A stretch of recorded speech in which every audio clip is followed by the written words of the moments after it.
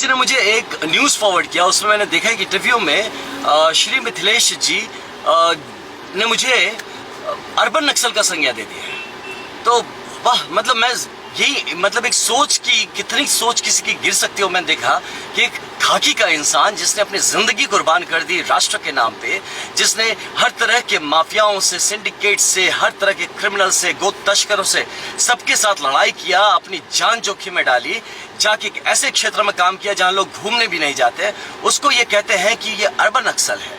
तो यानी हर ऐसे खाकी का इंसान, ये हमारा शाहबाद का क्षेत्र, ये फौजियों का क्षेत्र है, ये पुलिस वालों का क्षेत्र है, ये हमारे पैरामिलिट्री के जवानों का क्षेत्र है। हम अपनी जान खतरे में लगा के इस देश के लिए, इस वतन के लिए, ये हिंदुस्तान के लिए लड़ते हैं। और ऐसे लोग जो घटिया सोच रखते हैं, एक दूसरे प्रदेश से आके हमारे क्षेत्र में आके यहाँ जमीन कब्जा करने की कोशिश करते हैं, यहाँ पे अराजकता फैलाने की भाव से आके इस तरह की जमीन के बेटे को ऐसा कह के चले जाइए, सरासर ये मतलब ये गलत ही नहीं, ये बहुत ज्यादा, ये तो इन्होंने जघन्य अपराध किया है। मैं कहता हूं इनको माफी मांगनी चाहिए हर उस खाकी वाले से, हर उस यूनिफॉर्म पहनने वाले से जो अपनी जान देके यहाँ पे लोग अपने बच्चों को भेजते हैं। बॉर्डर पे जाके हम लड़ रहे हैं, हम जाके कहां कहां के इंटरनल सिक्योरिटी संभाल रहे हैं, और ऐसे लोग आके कहते हैं कि हम अर्बन नक्सल है। आई मीन ये चीज, और इस पे मैं कहता हूं हमारी पूरी की पूरी यहाँ जमीन को, हमारे क्षेत्र को, ऐसे लोगों को निकाल के उखाड़ के फेंक देना चाहिए। यहाँ पे इनका घुसना बैन हो जाना चाहिए ऐसे लोगों पे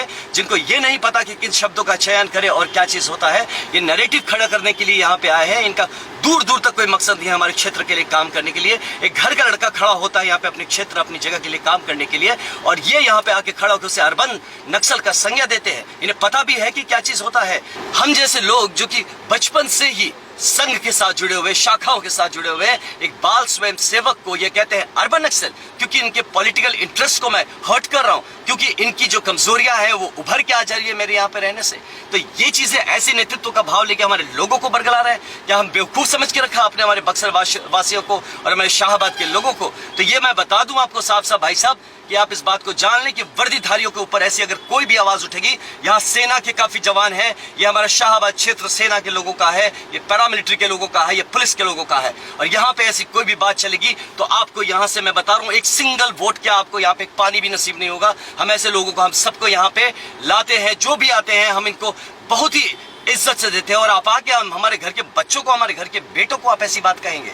शर्म आनी चाहिए आपको ऐसी संज्ञा देते वक्त। और कि हम जैसे लोगों को जो कि अपने धर्म के लिए जीते हैं, अपने धर्म के लिए मरते हैं, और क्या चीज कमी, आप कितने बड़े यहाँ पे आप पाखंड करके आ रहे हैं यहाँ पे, और आप स्वरूप लेके चल रहे हैं। जनेऊ मैं पहनता हूँ, जनेऊ का क्या नियम होता है, क्या कानून, आपको क्या पता है? आप आके देखिए हमारे जीवन में कितना डिसिप्लिन से हम लोग रहते हैं और किस तरह से जीवन जीते हैं। हम जानते हैं कि हमारी भूमि जो है ये विश्वामित्र जी की भूमि है, ऋषि भूमि है, ये सिद्धाश्रम है, और यहाँ पे आके आप ये ओछे 400 BC का जो काम, जिसके FIRs लगवा के आपने अपने ऊपर रखे हैं, वो यहाँ के थोपने पे आप लगे हुए हैं हमारे लोगों के ऊपर। तो ये चीज आपका नहीं चलेगा। मैं अपील करता हूँ अपने सारे लोगों पे कि सारे हमारे बक्सर के लोगों के लिए मैं अपील करता हूँ कि ऐसे लोगों का बॉयकॉट होना चाहिए, इनको सामूहिक माफी मांगनी चाहिए कि ऐसा शब्द इन्होंने यूज किया, मजाक समझ के आपने रखा है अर्बन नक्सल। मैं खुद लड़ा हूँ ऐसे अर्बन नक्सलों से और नक्सलों से और हर तरह के इस तरह से मिलिटेंट से, और आप बात करते हैं यहाँ पे हम जिंदा खड़े हैं अपनी मेहनत के दम पे और अपने धर्म की लड़ाई के दम पे, और आप आके हमको कहते हैं अर्बन नक्सल है।